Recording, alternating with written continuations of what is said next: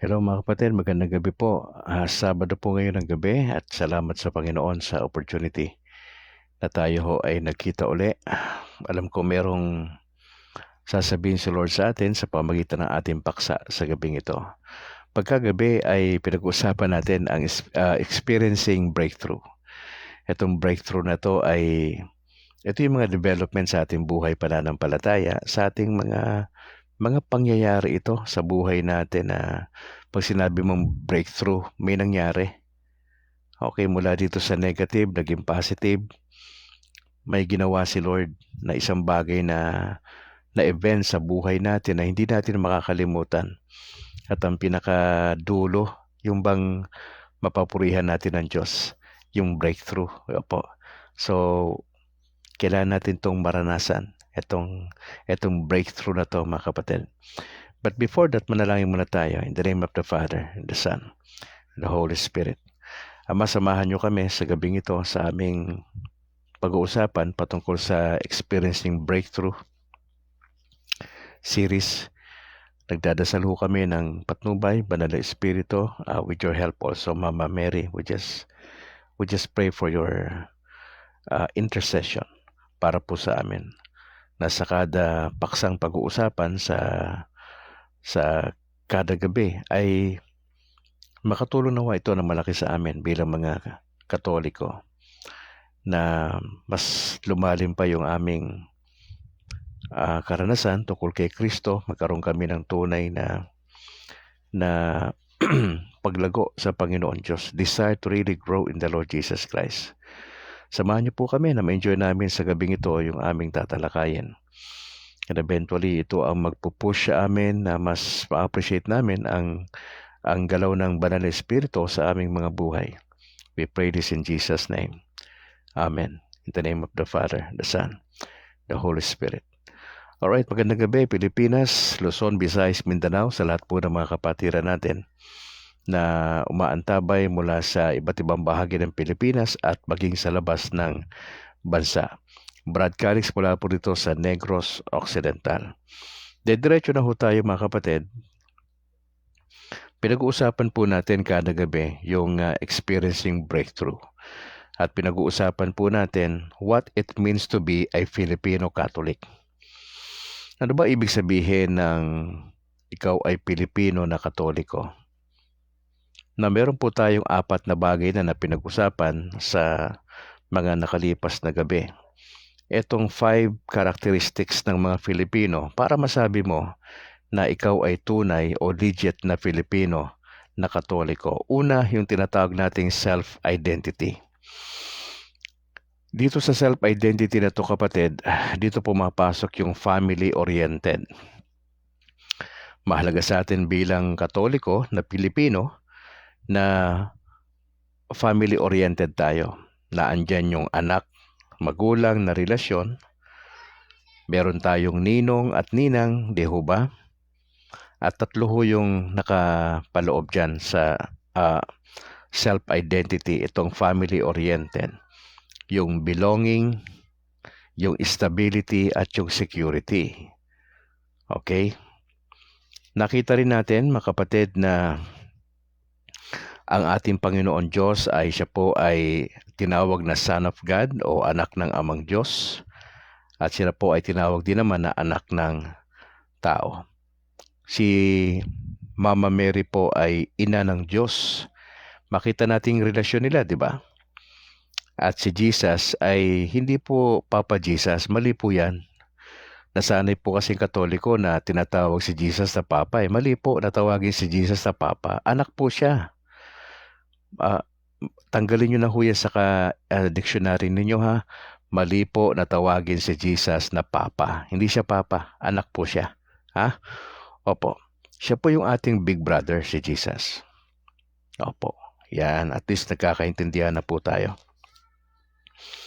Ikalawa, yung meaning in life. Ang Katoliko na Pilipino ay meal-oriented tayo. Mahilig tayo sa salo-salo, kainan. Okay? Parang pamilya yung dating. Diba lagi natin sinasabi, tuloy po kayo, kumain na po ba kayo? Yan ang ikalawa sa karakteristik o katangian ng isang Katoliko na Pilipino. Meal-oriented po tayo. Si Jesus Christ, nakita rin natin bilang Eucharist. Hindi lang po siya host ng New Paschal Meal na sinasabi sa 1 Corinthians 11:23-26. Siya rin po yung pagkain natin. Siya po yung tinawag na the bread of life doon sa John chapter 6, verse 48 hanggang 58. At siya rin po yung guest yung ating panauhin in every gathering. Matthew 18 verse 20 at Revelation chapter 3 verse 20. Mga kapatid, yung salitang communion, napaka-importante ho yan. Mga kapatid, diyan nagkakaroon tayo ng at home, di ba? Pag sinabi natin at home, may mga kaibigan nga tayo, di ba? Kababata mo yan pag pumunta yan sa bahay mo parang talagang part ng pamilya Bubukas ng rep yan kukuha ng iinumin niya doon, etc. Di ba? Kabahagi na kapamilya na Pagdating sa pagkain talaga pong ang mga Katolikong Pinoy ay talagang part na ho ng ating buhay ang ganong bagay. Pangatlo, yung sufferings in life, pinag-usapan natin. Ang tunay na Katoliko na Pinoy ay nagsasuffer tayo at hindi ito maiwasan. Ito ay part ng ating paglago sa buhay pananampalataya. Dito naman pumapasok yung tinatawag natin na kundiman-oriented. Alam natin ang kundiman, ito ay malulungkot na mga kanta ng Pinoy patungkol sa puso na nasugatan. Kung itatype nyo sa YouTube yung kundiman, marami kayong sample na mapapakinggan. Yan po ay kadalasang inaawit na medyo malungkot at ang pinakapaksa po niyan ay pag-ibig. Mahalaga din po sa atin yung tinatawag natin dyan sa kundiman-oriented, yung magpapakaalipin ako para sa iyo. Nakita natin dito yung kahalagahan ng ating kalooban. Opo. Ngayon si Jesus ay nakita natin, siya po ay suffering servant, ang ating Panginoong Yesus. Ayon po yan kay Prophet Isaiah. Kaya ho, may mga Filipino image tayo na katulad ni Padre Jesus Nazareno, yung Santo Entierro o yung Sacred Heart. Yan po yung mga pwede nating maalala ang patungkol sa ating Panginoon. Opo. Itong mga images na ito ay mahalaga sa atin bilang mga Katoliko. Kagabi, pinag-usapan ho natin yung life commitment, yung ika-4. Ibig sabihin ng life commitment, yung bayani-oriented, mga kapatid. Pagka meron tayong alam na talagang tao na nagbuwis ng kanyang buhay, alang-alang sa bayan, di ba? Kinakampihan po natin yan, lahat ng bayani. Sino bang bayani kilala natin sa Pilipinas? Dr. Jose Rizal. Ano bang naging part niya sa Pilipinas? Lumaban po ba siya Lumaban po siya ba sa gera? Hindi po Ang laban niya tahimik sa paraan ng panulat. 'Di ba? Noli me tangere el filibusterismo. Sige, pwede mong balik-balikan yung kasaysayan sa Pilipinas. Bayani oriented. Nakita natin dyan si Jesus bilang Christ the King o yung Cristo Rey na tinatawag. Si Kristo, nakita rin natin sa ilalim nitong bayani-oriented. Ang tingin natin kay Jesus, bayani siya sa isang banda. Siya po ay propeta, siya po ay hari, siya po ay pare. Etong tatlo na to na role ng ating Panginoong Yesus, prophet, king, and priest. Iba-iba ang role ng Lord pero makita natin sa isang banda na masigit pa sa bayani ang ating Panginoong Hesus. Naniniwala po tayo na si Jesus ay naparito upang magbigay ng opportunity sa mga mahirap, to proclaim liberty to captives, recovery of sight to the blind, and release to prisoners. Naniniwala tayo mga kapatid sa ilalim nitong Jesus as Christ the King o Cristo Rey na sa dulo, everything will be all right. In the end. at magtatagumpay ang Panginoon laban sa kasamaan. Ngayon pag-uusapan natin, ikalima, yung worldview, mga kapatid. Ang mga Filipino po ay spirit-oriented. Diyan po pumapasok yung mga supernatural na pinaniniwalaan po natin. Pumapasok din po dyan yung mga faith healings at exorcism. Mga kapatid, itong spirit world na ito, ano ba ibig sabihin itong spirit world? Ayon po sa datos na nakita natin o article, ito pong spirit world na ito ay ito'y isang lugar na kung saan ang mga spirits, small letter S, ay pinaniniwalaan na nabubuhay. Opo. Ito ay nasa bansa natin. Hindi mo makita. Spirit world. May kanyang sariling kingdom. At alam natin, itong spirit world na ito ay hindi na ho yan pinatatakbo ng Diyos. Pinatatakbo ho yan ni Satan at yung kanyang mga alipores, mga kapatid. At nakikita natin kung titignan pa natin yung ilang mga article patungkol dito sa spiritism. Ito po'y isang belief system sa bansang Pilipinas na pinapractice to bago pa pumunta ang Kastila sa Pilipinas. So napakatagal na ho itong spiritism na to. Pinaniniwalaan ho natin ito. Bago pa nagkaroon ng mga Katoliko na introduce ang relihiyon na Katoliko sa bansa, ay nagpa-practice na ang mga Pinoy na tinatawag na spiritism, mga kapatid. Itong spiritism na ito was practiced in the Philippines before Ferdinand Magellan arrived in 1521. Kaya ho sa Pilipinas, kung magre-research po kayo, may grupo na tinatawag na The Union Espiritista Cristiana de Filipina, na yan po ay nagsimula noong 1905. Okay, itong mga espiritista na ito ay galing sa Pangasinan at sa Manila. Itong union na ito ay na-incorporate ito noong 1909. At ang pinakalayunin nila ay to train men and women na meron silang capacity na tinatawag na magiging medium. Yung mga inaalihan ito ng mga kakaibang espiritu, mga kapatid. Spiritism in the Philippines has been influenced by American New Age spirituality. So, medyo mabigat ho ito, mga kapatid, yung issue ng spiritism. Tandaan nyo, wala pa si Ferdinand Magellan, ay pinapractice na sa bansang Pilipinas itong spiritism. Ito po yung history niyan, mga kapatid. Kaya po tayo Pilipino ay meron tayong spirit-oriented Okay? Kaya minsan hindi maalis bagamat nabinyagan ka na-confirm ka na, nag-Eucharist ka na. Okay?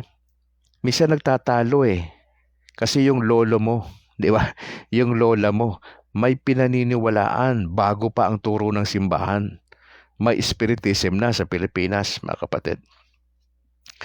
Naniniwala rin po tayo sa faith healings, mga kapatid. Yan pa ho yung isa sa mga problema sa Pilipinas. Pinapractice po natin yan.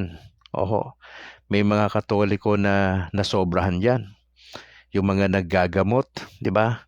Pasinin mo itong mga albularyo natin sa Pilipinas. Sabi nila mga Katoliko din daw sila. Pero tanungin mo kung nagsisimba. Hindi ako nagsisimba May mga orasyon po silang ginagawa Yung orasyon sa Latin, nakakita na ho ko niyan, may lana, tapos may nakalagay doon ng mga Latin na salita, nakababad po doon sa papel. At yun po yung ginagawang paraan para magpagaling daw sila. Sabi nila, Katoliko po sila. Hindi na natin alam kung gaano katotoo itong mga sinasabi nila o baka naman kombinasyon na yan na sila ay mga espiritista na nagtatago sa relihiyon ng Katoliko. Mga kapatid, ito pong faith healing, ito po ay practice na gumagamit ng dasal at mga ritual para ho magpagaling o di kaya i-treat nila yung mental illnesses sa pamagitan ng divine intervention. Yan po yung paniniwala ng mga nagpa-practice ng faith healing. Now, how it works? Paano pa ito nagkakabisa? Paano ba ito nangyayari? Ang mga taong naniniwala rito sa faith healing, naniniwala po sila sa dasal at gagamit ng ilang ritual para po ma-stimulate yung tinatawag nilang divine presence and power. Na sa Katoliko naman, 'di ba, gumagawa tayo niyan eh. 'Di ba? May mga healing priest. Matagal ko na hong naririnig yan nung pastor pa tayo. May mga healing priest na pinupuntahan ng mga Katoliko na naniniwala na itong mga pari na ito ay may kapasidad na magpagaling. Of course, hindi naman talaga yung pare ang nagpapagaling. Ang Diyos, sila po ay instrumento lang. Yun po yung delikado sa mga pare na iaangkinin nila na gagaling ang isang Katoliko dahil sa kanila. Yun po yung maling-mali na gagawin ng Katolikong pare. Na angkinin nila na sila ay may kapangyarihang magpagaling. Yung power to heal, wala sa kanila yon. Yun ang danger sa mga pare. Na yung kunin nila yung glory na it belongs to God. Na isipin nila na sila ay nagpapagaling. Hindi ho. Yun ho yung danger. At naniniwala naman ako na ang isang tunay na pare na merong kakayahan na magpagaling ay ibinibigay ang glory sa ating Panginoon. Ang mga naniniwala pa ho dito sa faith healing, mga kapatid, ay may tinatawag sila na mahalaga din ang paglapit sa mga saint. Opo, kasi naniniwala sila na katulad natin mga Katoliko, pag lumapit tayo sa mga santo, alam naman natin na hindi patay ang mga santo. Sila po'y buhay, sila po'y nasa langit, mga kapatid. At lumalapit tayo sa kanila sa paniniwala na may maitutulong sila sa ating mga problema, in particular sa ating mga karamdaman. Pangatlo, may mga tao na naniniwala o ibinabase nila ang kanilang paniniwala doon sa mga pahina ng salita ng Diyos. Kaya mapapansin nyo, di ba, yung Miracle Crusade, kayo ba'y pamilyar dyan?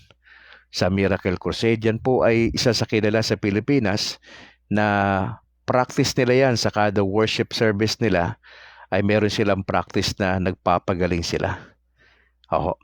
Ang Katoliko meron din tayo niyan. Pero hindi lahat ng mga pare ay merong ay binigyan ng ganyang espesyal na kung saan maaring gumaling yung mga Katoliko na may karamdaman. Naobserbahan ko po yan, no, ako'y pastor pa. May mga grupo o denominasyon na nagpapatong ng kamay sa ulo ng may karamdaman at ipinagdadasal. Hindi nga lang ako kumbinsido sa iba na ginagawa nila na on the spot. Okay? Kasi may mga counterfeit din po eh. May mga hindi ho totoo. May mga peke din ho na pagpapagaling. Okay? Minsan kasi pag natutukan na ng camera di ba? Pag nawala yung camera, split seconds lang ho yun, akala natin gumaling yung pasyente. Ayun naman pala gawa-gawa lang para magkapera. So yun po yung isa sa mga problema natin dyan. Now, sa konteksto ng mga Katoliko, sa mga paring nagpapagaling, hindi ako nakasaksi pa niyan personal. Okay? Nakikita ko lang, alam ko kung sino yung mga pare na nagpapagaling sa Pilipinas. Pero hindi ko pa sila nakakausap. Siguro kung may pagkakataon ako na makausap po sila, palagay ko may maipapaliwanag din ako sa inyo, maski papano. Mga kapatid, naniniwala din po tayo bilang Katoliko sa exorcism. Again, may mga pari tayong involved dito. Hindi lahat ng pari ay merong ganitong pribilehiyo na mag-minister sa mga Katoliko kasi may mga pari na pari lang. Pero Hindi sila nabigyan ng bishop ng charism na na gampanan ang pagiging exorcist. Opo, parang bilang lang ata yan sa Pilipinas kung ilang piraso ang pare at the same time exorcist. Opo. Now, si Jesus Christ po, pinaniniwalaan natin na siya po ay miracle worker. Mga kapatid, ang kanyang mga disciples ay binigyan niya ng power, di ba? To cast out evil spirit. Yun ang binigay ng Panginoon nung humayo sila ng dala-dalawa, di ba? Para palayasin nila yung mga demonyo.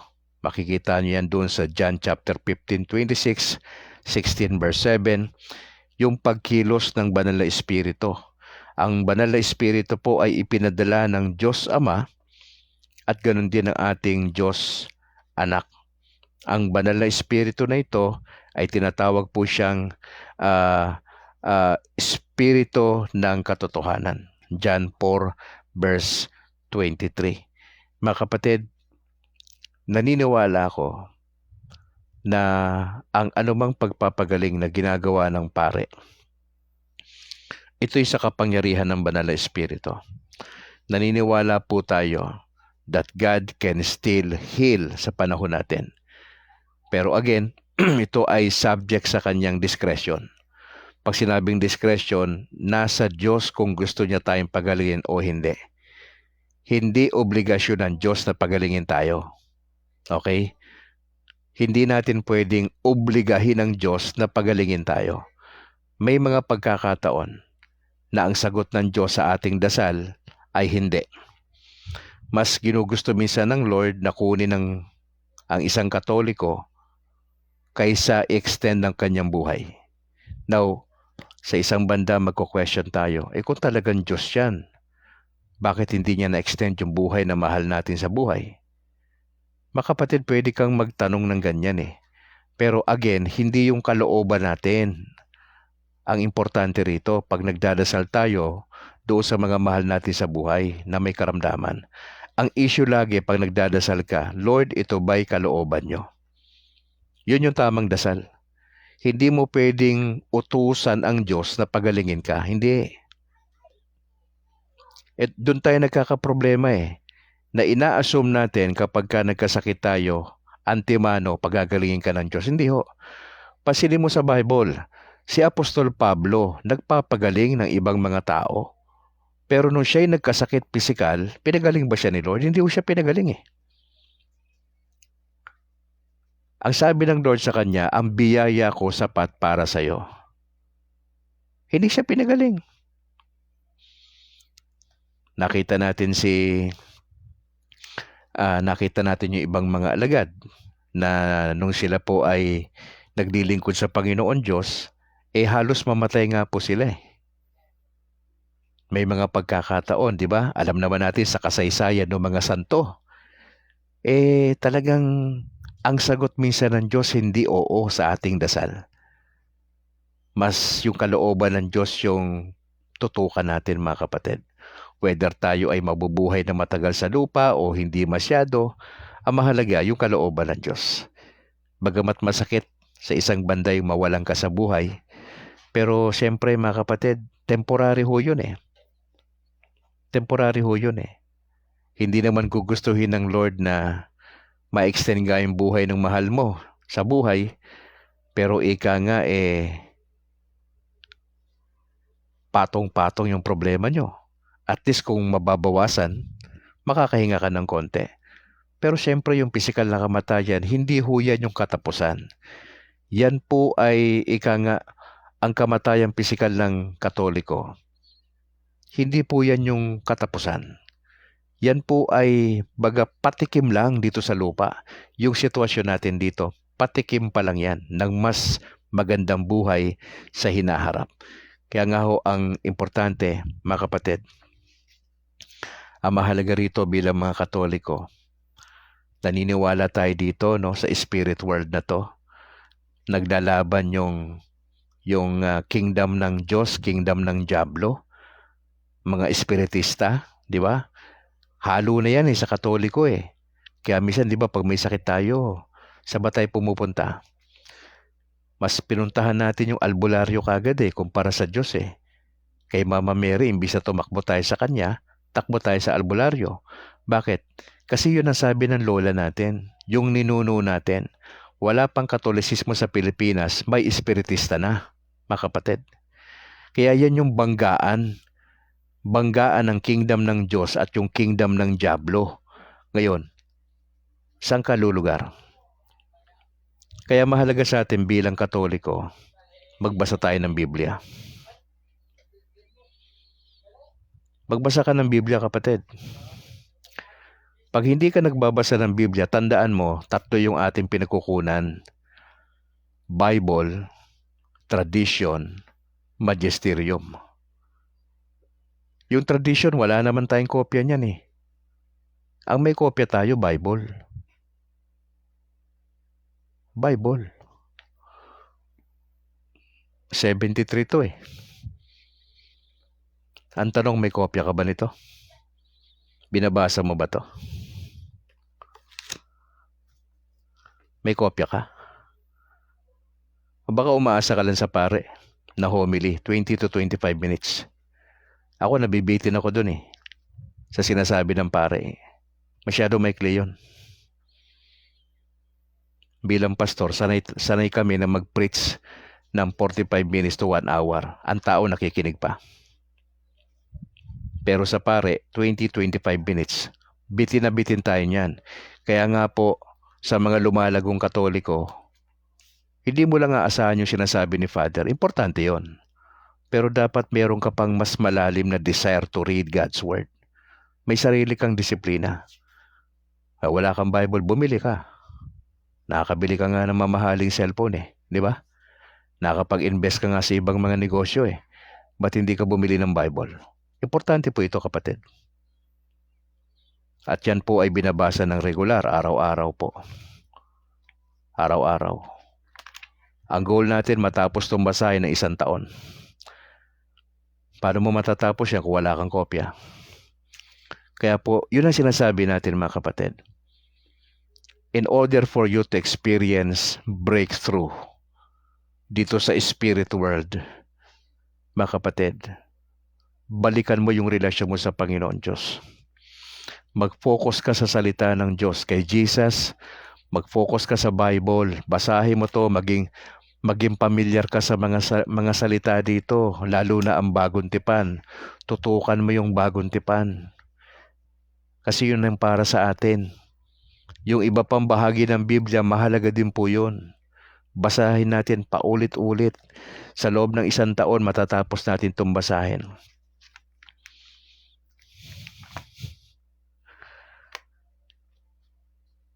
Yun po yung challenge sa atin, mga kapatid.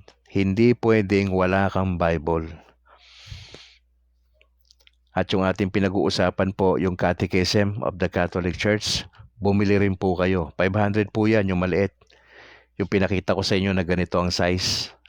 Ganito rin ang size. Medyo maliit ang font niya. Pero kasi pag bumili kayo ng medyo magara, nasa 6,000 po yun Yung maganda yung papel. Yung makintab, 6,000 po yun.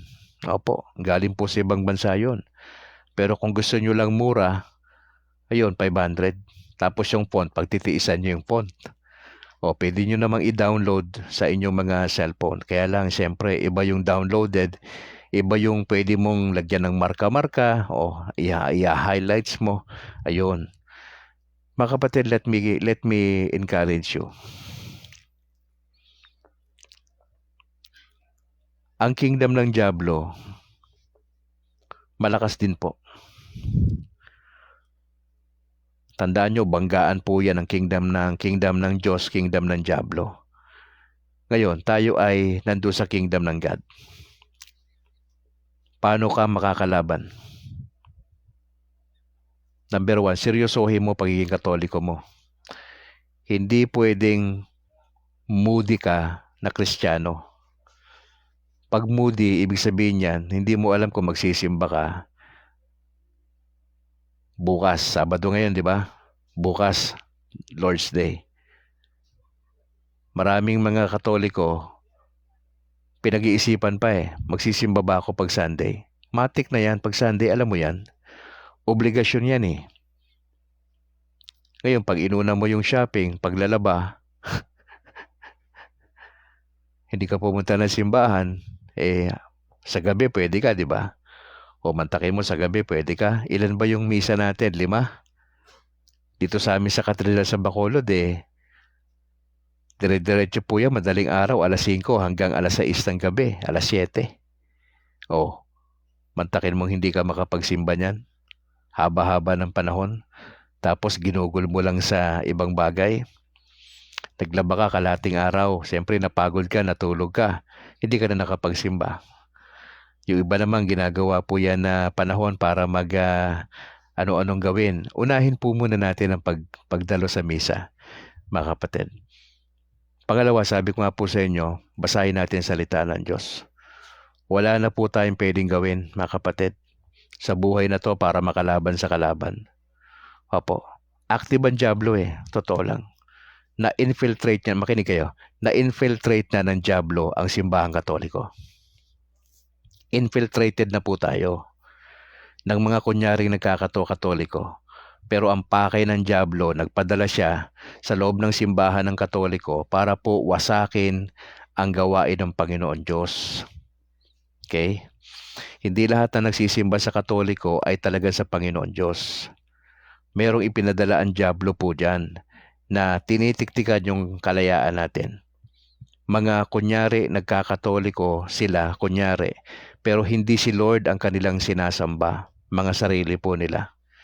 Delikado po yan, tandaan nyo, infiltrated na ang simbahang Katoliko ng mga nagpapanggap na Katoliko. Maniwala kayo. Anong pakay nila? Alisin ang mga Katoliko sa simbahan at dalhin po sa kanilang grupo.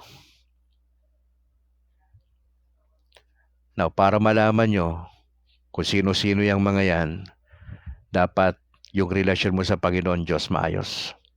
Kasi i-reveal ng Diyos yan kung sino yung mga nagpapanggap dyan sa loob ng parokya natin. I-reveal ng Lord yan. Ngayon, paano reveal ng Lord sa yan? Hindi ka nga nagdadalo sa misa. Nagpa-practice ka ng kasalanan. Paano yan? Hindi mo yan ma-discern. Hindi mo yan ma-discern. Baka isa ka pa dyan sa mga makukuha nila later on kasi hindi ka masyadong strong kay Lord. Wala kang pakialam sa Word of God. Pasimba-simba ka lang kung trip mo. Gusto mo ba makasama ka nila doon? Yung mga pinadala ng Diablo sa loob ng simbahan? Mag-ingat po kayo. Na-infiltrate na po tayo, mga kapatid. Andito si Brad Calix para alalayan po kayo. Sumentro tayo sa Panginoon Diyos. Let us journey together. Lagi ko sinasabi to. Laban natin to. Hindi to laban ng isang tao. Laban natin tong lahat. Magkapit basic tayo. Diretso tayo sa Panginoon Diyos. Magpalakasan po tayo, mga kapatid. Yun po ang solusyon. In order for you to experience breakthrough bilang Katoliko, tumayo ka bilang Katoliko. Hindi mo kinakailangang pumunta sa ibang simbahan para ma-experience yung breakthrough. Ang breakthrough nasa simbahan natin. Hindi mo yan ma-experience kung wala kang disiplina. Hindi mo yan ma-experience kung ang relasyon mo sa Lord mababaw. Hindi mo yan ma-experience kung hindi ka seryoso sa Christian life mo. Kailangan seryoso ka, Brad. Sis. Seryoso tayo dapat.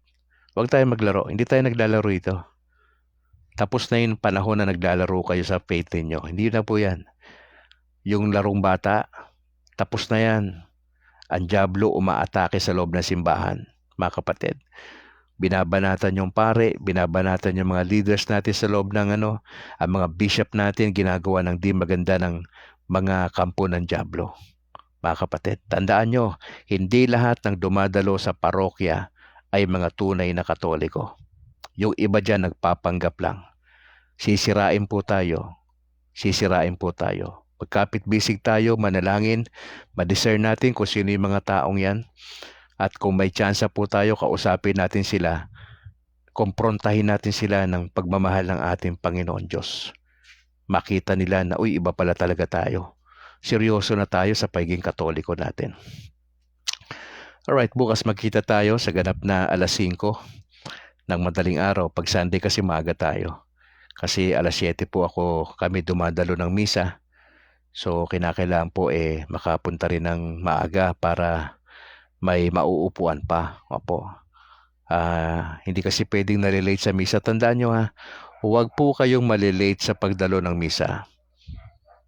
Kung kayo late, wag na kayong dumalo sa misa pag late lang kayo. Hindi kayo seryoso Ating kayo sa misa on time. 7:00 ka mo. 6:45, medyo naka-ano ka na doon. Nakatambay ka na doon. Di ba? Naka-ready ka na. Para siyempre may panahon ka pa para manalangin sa loob. Magmuni-muni. Di ba? Importante yun bago talaga actual na magsimula. Mga kapatid. So yan po ating napag-usapan ngayon. Dadako tayo sa ating greetings. Yan. Sino ba yung mga nandito ngayon? Oy, si Pipito Barbon. Magandang gabi, brada. Salamat sa pag-join sa ating broadcast. Si Alim Honasan. Magandang gabi po. God bless sa buong pamilya. Alim Honasan. Kay Rosa Tadeo. Magandang gabi po. Kay Kulot Kulit. First time ko to si Kulot Kulit makita dito baka hindi ko lang siya napansin na ibang araw. Kapatid, salamat for joining. Kay Raydan Garcia. Maraming salamat po. Sino pa ba? Sino pa ba? Si John D. Densing. Ayan. Ang sabi niya, in seeking the interpretation of the Bible through the Holy Church. Okay, tama po yan. Agaton Ray Alfante, magandang gabi po. Sino pa ba? Si Ordinaryong Katoliko nandito. Salamat kapatid. Salamat din kay Ismael Bernat Galindo. Salamat po sa inyo. Ay, yung misis ko nandito, si Annalyn. Magandang gabi, ma. Kay Sonet Senas, magandang gabi po. Good evening, Brad Calix. God bless and your family. Sino pa yung nandito? Si Eric Bulante, maraming salamat po sa pag-join. God bless. Kay Bro Arturo Pagatpatan. I think sa Africa ito, no, Brad? Oo. Salamat po. Ayun, sabi ni Arturo, panahon pa yan ni Bathala. Okay. Sino pa? Si Estrella, sino ba ito? Si Lasta Imer, maraming salamat. Good evening, Bro Calix. God bless. Lasta Imer. Bobby Taruk, bro, salamat. Kay Jermeline Honasan Balahadja, salamat po for joining. Kay kapatid na Angel Amoma dyan sa Japan, magandang gabi po for joining. Si Ate Yam Montejo, salamat. Tapos yung isa rito na hindi ko alam kung ano yung pangalan nito pero sabi niya, good evening bro, let's welcome our brethren Amek from SDA to Catholic. Nakita ko po yan kanina, Brad. Opo. Nakita ko po na si Reverend Father Darwin po yung nag-officiate nung binyag ni Bro Amek. Si Amek ay kilala po na debatista ng SDA kontra sa Katoliko. Pero hindi naman manalo-nalo. At ang magandang ginawa ni Amek, sa totoo lang, kakadebate niya sa mga pare, okay? Meron siyang realization kasi, no, na talagang hindi uubra yung kanyang ginawa. So, nagpasakop na lang siya sa kalooban ng Diyos. And I think, yun ang pinakamagandang nagawa ni Bro, na talagang yung decision na yon, at ako po ay sumasaludo doon. And we pray na marami pang mga taga-SDA would come to realize na wala silang laban sa debate talaga. Mahalaga lang, sumuko na sila ng mas maaga pa at yakapin na nila ang aral na simbahang Katolika. Kasi wala rin naman yung kanilang mga gagawing debate. Hindi sila talaga manalo-nalo. Okay. Meron pa ba? Okay. Wala na. Sige po. May listahan ako dito. Sandali lang mga kapatid Gusto kong i-acknowledge yung mga sharers ng video. Sila kasi itong mga nagpapakalat ng video natin at gusto ko ibigay yung credit sa kanila. Siyempre kay Lord. Pangalawa sa mga kapatid na ito. Si kapatid na Yam T. Montejo, salamat ate. Si Corazon Gagi, salamat po. Si Alvin Bahan, kay Brad Ang Cortez, taga Kabangkalan po ito. Si Agaton Ray Alfante, si Rene Boy Kalimpong. Ito po yung nakita ko na nagsishare itong week. Siyempre si Katoliko nagsishare din po yan Opo, maraming salamat sa inyo mga kapatid. Oo. Gusto ko lang i-greet yung mga nakasama natin kaninang umaga. Si Bobby Taruk, si Ray Dan Garcia, Ismael Bernat Galindo, salamat po. Si Rosa Tadeo, si John Paul Ruby, si Alan Janeta dyan sa Hungary. Si kapatid na Angel Amoma sa Japan, Christian Paul Gailan, kay Ronnie Coral, kay Luciano Torrente, kay Sky Angelo Argente, magandang gabi po. Kay Nilo Bonita, kay Marisa Buyaw. Ito yung mga nakasama natin kaninang umaga na nailista ko lang. Si Jimmy Oren sa Antipolo, salamat po. Si Clemente Abreu, si Arlene Alog David, Elizabeth Bacnat, Alberto Miguela, Malayan Galindo at Jello Olsmag. Sila po yung mga nakasama natin kaninang umaga. At syempre, marami pa yan sila. Yan lang kasi yung nakita ko dun sa screen. Opo. Kaya nilista ko na kagad. So mga kapatid, maraming salamat for joining. Bukas po magkikita tayo sa ganap na alas 5 ng madaling araw. Pag-pray nyo po si Brad Calix sa ating mga preparations. Maganda po tayo sa ating pagdalo sa misa bukas. Hindi na ho importante kung anong oras kayo dadalo. Ang mahalaga dyan, ready yung ating puso at yung ating mga kasama sa bahay na dadalo. Kasi pag hindi ready ang puso, magsimba ka man, wala rin kwenta yon. Kasi importante yung puso. Okay? Magsimula doon sa pinakauna sa procession ng ating pare, sa pagbabasa ng salita ng Diyos, etc., sa homily, sa pagbibigay, at sa lahat ng ritual na gagawin natin. Walang saysay lahat yon pag hindi tayo ready. Kaya ang pinakasusi, every time we go to Mass, yung ating puso po ay nakaredy tayo. Mga kapatid, maraming salamat po. Masaya po ako na sinasamahan niyo ako dito sa ating broadcast. Kung wala po kayo, wala tayong broadcast dito mga kapatid. Hindi ko pwede kunin ng credit dito. Gusto ko kayong pasalamatan, especially yung ating Panginoong Hesus, si Mama Mary na siyang nag-guide po sa atin. Tayo po ay manalangin na in the name of the Father, of the Son, of the Holy Spirit. Salamat Ama sa panahon na ibinigay niyo sa amin. Nagpapasalamat kami bagamat ang dyablo ay patuloy na kumikilos sa loob ng simbahan ng mga Catholic churches sa Pilipinas. Hindi ko kayo papayag na ang dyablo ay mananalo. Maraming salamat sa mga Katoliko na seryoso sa kanilang pananampalataya kay Jesus. Yung mga pinaghahawakan nila ang aral na simbahan, sana po patuloy kaming magkaroon ng pagpapakumbaba, disiplina sa aming mga sarili na aralin talaga ang turo ng simbahan. Hindi man namin siya ma-perfect o ma-master lahat, pero at least yung basic na mga pag-aaral ay dapat alam po namin yon. Mahalaga na matutunan naming depensahan yung aming pananampalataya laban sa mga anti-Catholics. And we pray, Lord, na ihanda niyo po kami para bukas. Iba-ibang oras kami dadalo ng misa at kami nagdadasal na ihanda niyo ang aming puso. Sa kada pagharap namin sa inyo ay maging mabunga yung aming pagdalo. Ihanda niyo ang aming mga kaparian sa kanilang homily, sa kanilang mga preparations. Mula sa mga tagapag-awit, sa mga altar servers, sa mga lectors, at sa iba pa.